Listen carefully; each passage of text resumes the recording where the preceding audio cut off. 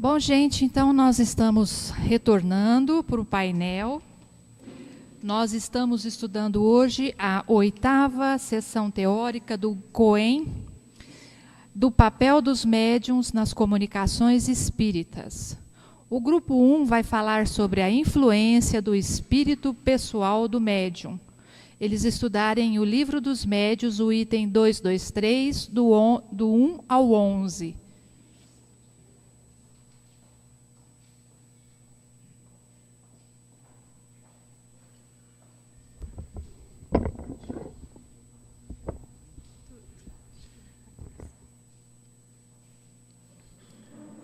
Bom, então, nesse item 223, o Kardec traz para a gente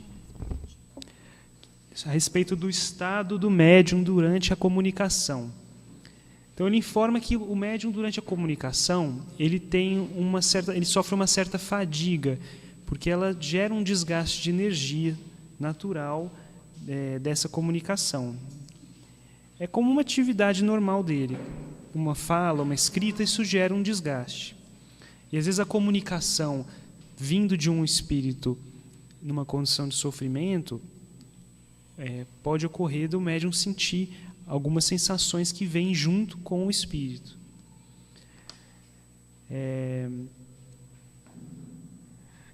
Kardec informou a gente que nessas comunicações pode ocorrer do espírito do próprio médium se comunicar. Na psicografia, na psicofonia, pode ocorrer, então, que o espírito do médium se comunique também. Ele informou também a respeito da distinção entre as comunicações do médium ou de um espírito. Porque o espírito ele traz as próprias ideias, né? Muitas vezes um espírito mais evoluído ele vem trazer informações novas, mensagens de um teor moral mais elevado. E muitas vezes o médium, uma pessoa mediana, de moral mediana, ele pode trazer também coisas boas, mas também pode trazer os traços de inferioridade. Uma coisa que pode ocorrer durante a comunicação mediúnica são as informações que o espírito do médium tem de vidas passadas virem à tona. Então, por exemplo, hoje um médium que é médico, mas que em outra vida foi um poeta, então, durante a comunicação, pode haver a manifestação desse conhecimento que ele trouxe de outras vidas. Então, ele mostra muito bem para a gente que o médium ele age como um filtro da comunicação do espírito. Então, se eu recebo uma comunicação de um espírito inferior, um espírito em sofrimento, que chega muito revoltado na casa espírita, o médium ele pode ter uma percepção maior ou menor das intenções desse espírito, e a ele será necessário filtrar, né, essas comunicações. Às vezes o espírito chega proferindo palavrões, querendo agredir algum integrante do grupo, né? Então, nesse caso, o médium vai servir como um freio, mas vai transmitir o que for necessário para o trabalho. E, da mesma forma, um médium que der uma passividade ou uma psicofonia, uma psicografia de um espírito mais iluminado, ele também conseguirá colocar no papel ou por palavras a mensagem do espírito na medida da sua condição moral, né? Seria como se duas pessoas lessem um mesmo livro e quisessem transmitir a mensagem do livro para os outros. Cada um vai transmitir de acordo com a sua capacidade. Kardec informa também que a natureza da comunicação depende da simpatia entre o médium e o espírito. Ocorre que quando um espírito se dispõe a trabalhar com um médium específico, vai ocorrendo uma maior afinidade deles ao longo do treinamento, ao longo das comunicações, e a tendência é que ela se torne uma comunicação cada vez mais espontânea e mais precisa. Diferente de quando, num trabalho mediúnico, o médium recebe uma comunicação de um espírito sofredor, né? Essa simpatia entre o comunicante e o médium influencia na qualidade da comunicação. Ele informa, por último, a questão da mediunidade, do médium mecânico e do médium intuitivo, que há trabalhos em que a mediunidade mecânica ela é mais interessante do que a intuitiva, e que, nesse caso, o médium não necessariamente atuaria como um filtro, porque no caso da mediunidade mecânica, em que o médium vai psicografar uma carta com a letra idêntica à letra que o espírito tinha quando encarnado, com a assinatura exata, em nada o médium contribui ali com o seu intelecto. Ele é puramente um instrumento mecânico para aquela comunicação. Diferente do médium intuitivo, que filtra com a sua bagagem intelectual e moral a mensagem que o espírito está tentando trazer. Bastantes itens, mas...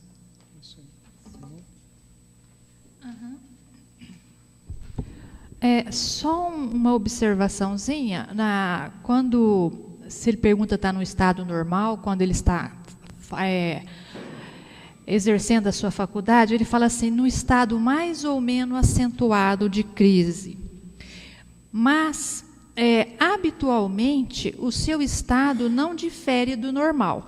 Então, na grande maioria das vezes, a gente não percebe que a pessoa está mediunizada, que ela está recebendo um espírito, ela não entra num estado de crise mesmo. Eu gosto de repetir isso, porque quando eu cheguei no COEM, eu imaginava que quando a gente fosse receber um espírito, quando o espírito fosse a gente fosse dar passividade, a gente perderia a consciência, a gente ficaria como assim num estado hipnótico, alguma coisa nesse sentido.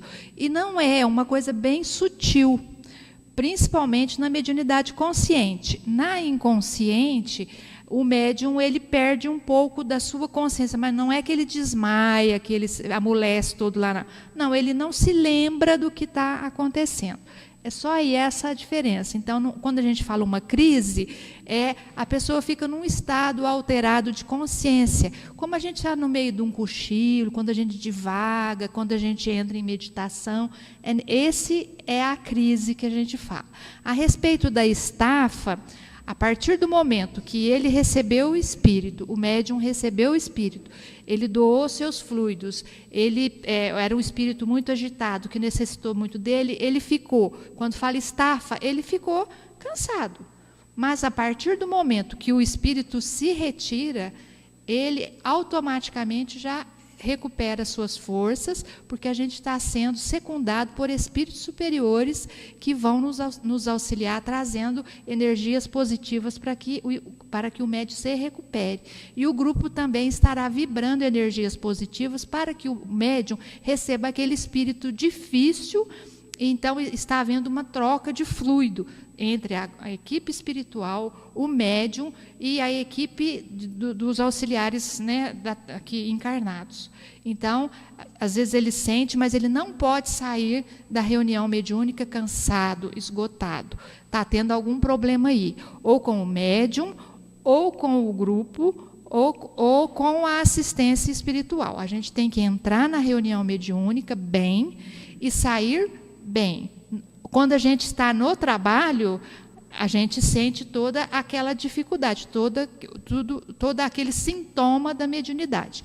Eu gosto sempre de trazer um exemplo que o Dr. Cleomar falava, e que eu acho assim, para nós mulheres, quem já tem filho, vai entender bem. Quando a gente entra em trabalho de parto, a gente sente todo o sintoma do trabalho, cólica, a pressão abaixa um pouco, aquela ansiedade, tudo aquilo. A hora que a gente teve o bebê, que acabou o parto, a gente está perfeitamente normal, igual se não tivesse acontecido nada. Né? Principalmente se o parto foi natural, se não precisou dar ponto, nada disso. A gente está perfeitamente natural. Assim também é a reunião mediúnica. Quando a gente vai receber o espírito, a gente começa a sentir fisiologicamente todos aqueles sintomas da mediunidade. O espírito se afastou, acabou o trabalho, a gente tem que se sentir normal, perfeitamente normal, conforme a gente estava antes. Então, eu gosto muito dessa analogia, porque eu acho que dá para entender bem, né? O segundo grupo, eles vão falar do sistema dos médiuns inertes e a linguagem dos espíritos e as possibilidades dos médiuns. Eles estudaram no livro dos médiuns, o 223, do 12 ao 33.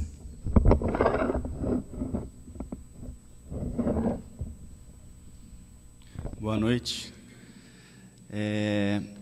A gente começou estudando sobre o sistema dos médiuns inertes. E aí veio uma pergunta se é possível que um objeto totalmente inerte, né, como uma jarra, um copo, um bastão, poderia sofrer influência direta do espírito e se mover, se manifestar. E aí a resposta é que é impossível. E o exemplo dado foi que é sempre necessário o médium como um instrumento. O exemplo que foi dado é no caso de uma pessoa que agita um bastão com raiva. Quem sente raiva não é o bastão, e sim o pensamento da pessoa que transmite para o braço e assim desencadeia no bastão, né? Então o objeto inanimado não consegue receber influência direta, né, do espírito. Sempre é necessária a atuação do médium. Depois a gente começou a falar sobre a linguagem dos espíritos, né? E os espíritos eles só utilizam, né, a linguagem do pensamento. E por isso que é possível, né, que o médium, que o espírito transmita ao médium uma mensagem, mesmo independente do idioma que o médium fale, porque é transmitido através da ideia, não no idioma estanque que a gente usa aqui na Terra, né?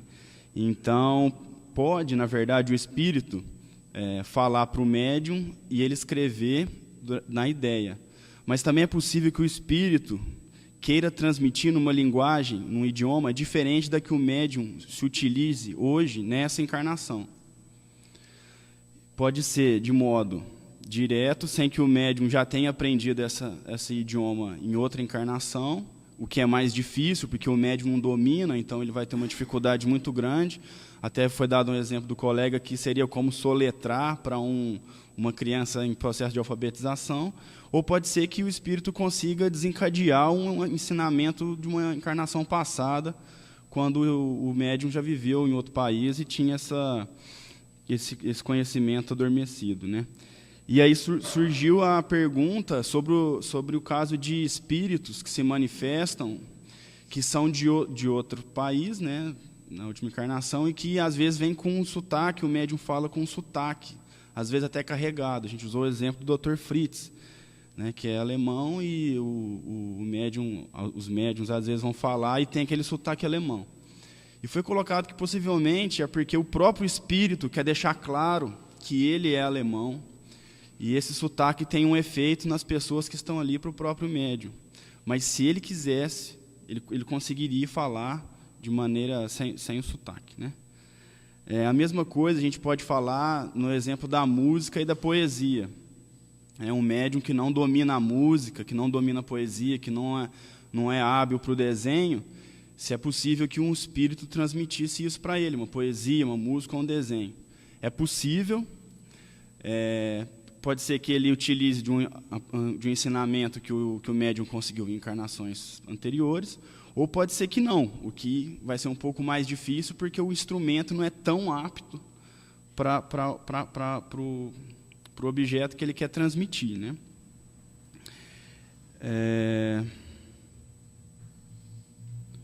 É possível também que uma pessoa analfabeta, pelo mesmo raciocínio, transcreva uma mensagem, mesmo a pessoa sendo analfabeta. Repito, vai ser mais difícil do que utilizar de uma pessoa que já é alfabetizada, porque o instrumento vai ser mais difícil.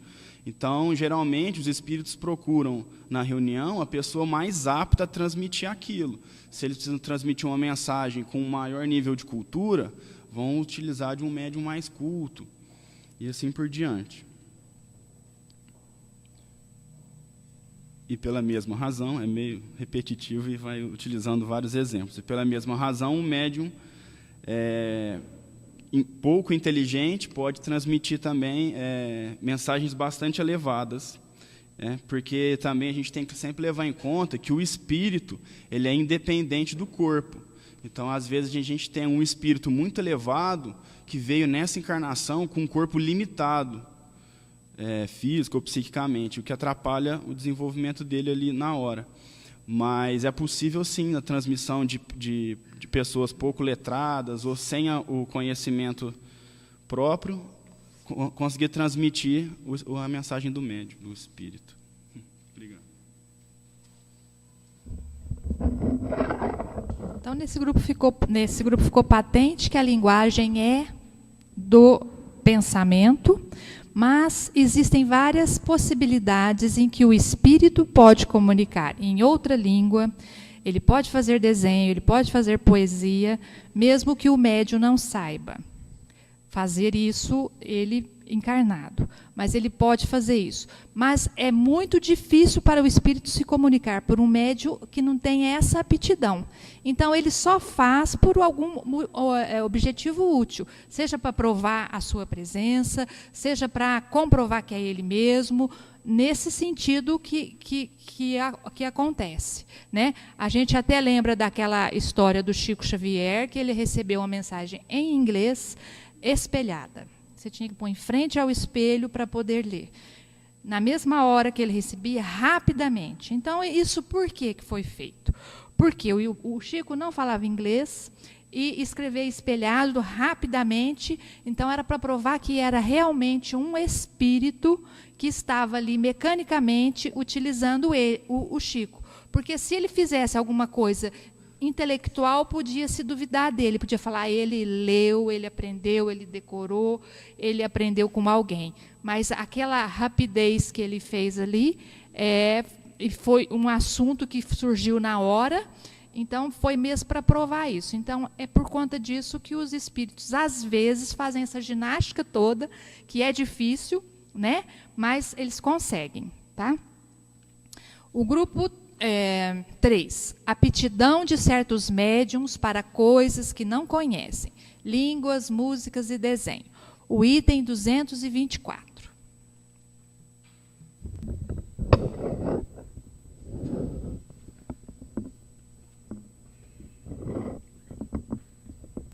Boa noite.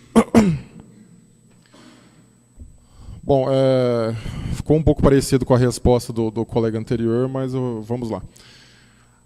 Como é sabido, o espírito necessita do médium para se comunicar com o mundo material. No entanto, nem sempre o nível intelectual, ou conhecimento das palavras, ou outras habilidades, são similares entre eles. Ou seja, existem espíritos com conhecimentos e habilidades variados, assim como existem médiums também com essa variação de habilidade, uns mais, outros menos.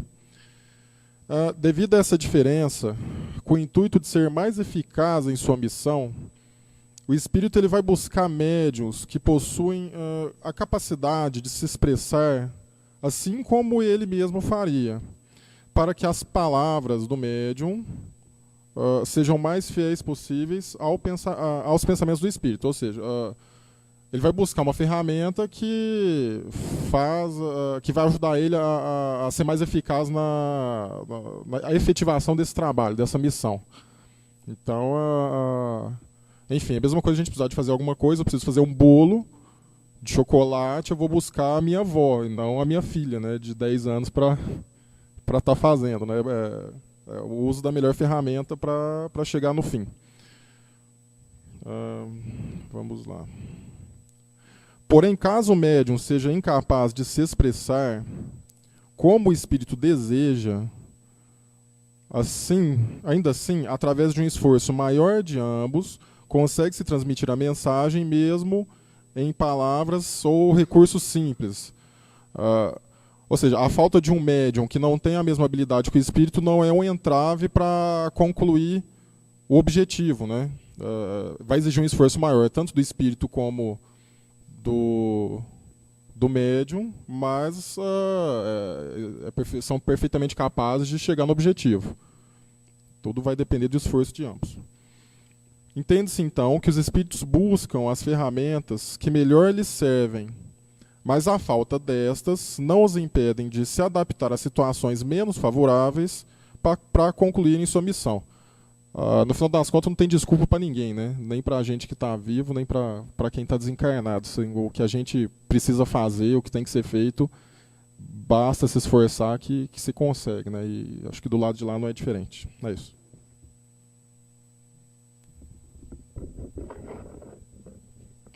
Vocês viram que basicamente é mais ou menos a mesma coisa.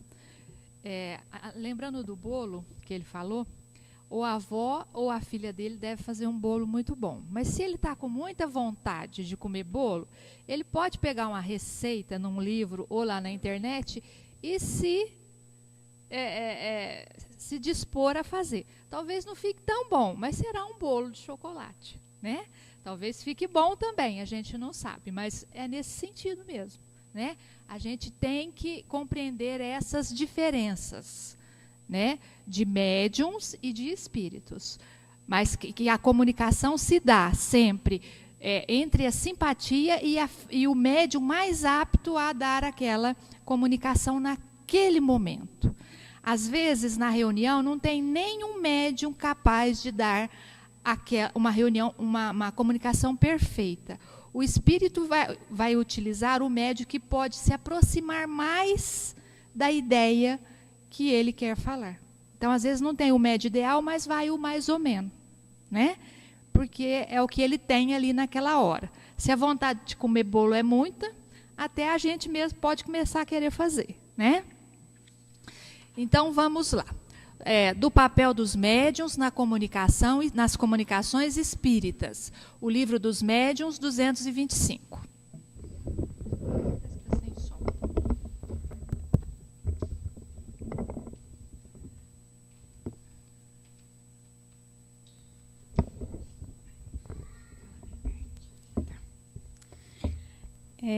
Vai ficar um pouco repetitivo, porque foi um pouco do que cada grupo falou, eu tive a impressão. Mas, basicamente, ele fala que foi a transmissão de um espírito superior, né? Esse estudo que nós fizemos.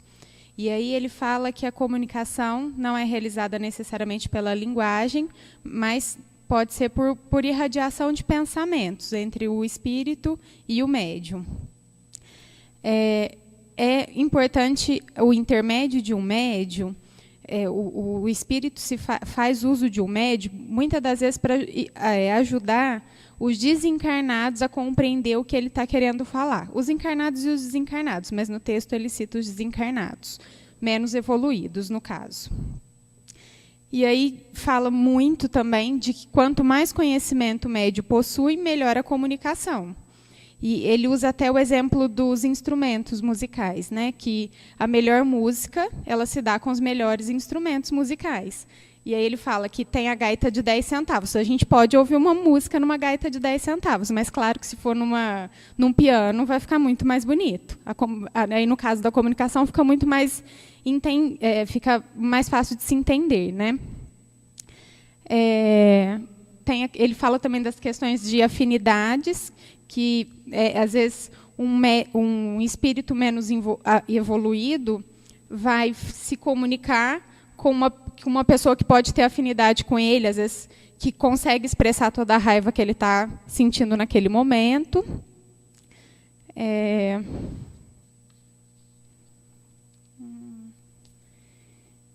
E ele fala no final que, por um médium ou para quem está na reunião, fazer perguntas para o espírito, o médium ou essa pessoa precisa facilitar o entendimento, porque para eles é difícil de compreender o que a gente está querendo falar, ou o que a gente está querendo perguntar. Então, ele fala muito que é importante facilitar esse entendimento. E ele fala, só para encerrar, em relação ao pensamento, que para eles, para nós, o pensamento ele é em forma de ou uma frase ou uma imagem. E para eles, não. Né? Para eles, o pensamento tem outra forma. Então, talvez a dificuldade na comunicação ela esteja exatamente aí, né? Porque o que nós entendemos como pensamento, para eles, não é a mesma coisa. E eu acho que é isso.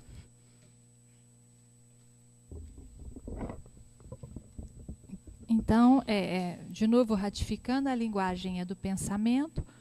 E há que se entender, quando a gente fala assim, que o espírito se comunica com o médium que ele tenha mais afinidade, nós não estamos falando aqui afinidade só moral, nós estamos falando de afinidade fluídica, de irradiação energética. Porque senão a gente vai pensar assim, bom, no trabalho de desobsessão só vem médium, só vem espíritos muito necessitados, ignorantes, estacionados no mal.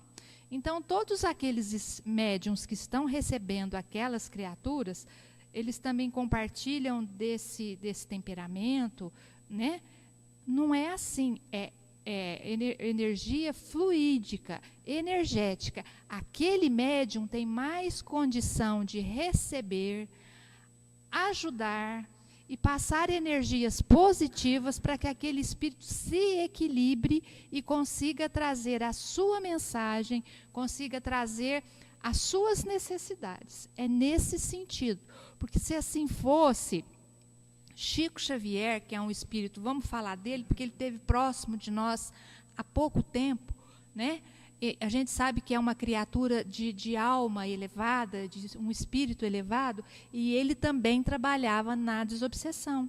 Ele recebia espíritos inferiores, né? Espíritos trevosos, porque ele tinha condição moral de receber esses espíritos, ele dava conta de controlar esses espíritos, de equilibrar esses espíritos para que eles pudessem trazer a sua palavra, pudessem trazer a sua mensagem e, com isso, jogar fora, fazer uma catarse de todas as emoções negativas que o espírito estava sentindo. É para isso que serve a reunião mediúnica.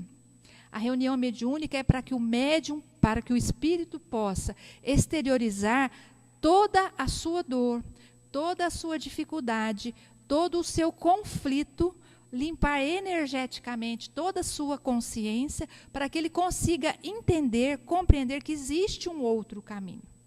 Da mesma forma, quando a gente vai no psicoterapeuta, que a gente fala, conversa, elabora, cada vez que a gente fala, parece que alivia, tira um peso. Assim também é o espírito comunicante. Ele tem que entender, ele tem que jogar fora esse ódio, essa mágoa, essa dor que ele tem, para que ele possa adquirir sentimentos positivos e elevados, para modificar a sua trajetória.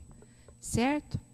Então, é isso daí que nós tínhamos para trazer, que o papel dos médiuns nas comunicações espíritas é muito importante, porque a linguagem é do pensamento, então o médium tem que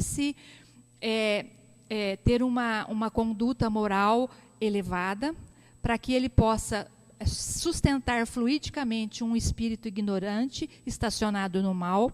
É uma criatura que tem que buscar a sua cultura, né, pessoal, a leitura, buscar aprender sempre. Às vezes a criatura não lê, não consegue ler porque tem pouca leitura, mas participa de uma reunião, troca ideia, conversa com as pessoas. Isso também ela está aprendendo, está povoando o seu cérebro de ideias positivas, ideias diferentes, para que o espírito possa acessar a mente desse médium e dar a sua comunicação. Então, o médium ele tem um trabalho grande para ser feito na sua parte moral, intelectual, né, e no seu relacionamento com as pessoas. Então, é importante a gente não esquecer disso. Numa comunicação mediúnica, tem o espírito que se comunica, mas se não tiver um médium apto para isso, não vai se conseguir a comunicação ideal, e muitas vezes essa comunicação pode ser desastrosa, né? Então, a gente tem que tomar esses cuidados como médiums que somos todos nós, né? Assim como também no nosso cotidiano, no nosso dia a dia. A gente tem que estar preparado todo dia para vivenciar o seu dia, né? Então, a gente não tem um dia bom todo dia. Às vezes a gente encontra pessoas que nos desequilibram, fatos que nos desequilibram, e a gente tem que buscar sempre este equilíbrio no nosso cotidiano. Assim também é na reunião mediúnica e no nosso dia a dia. E encerramos, então, a nossa 8ª reunião teórica.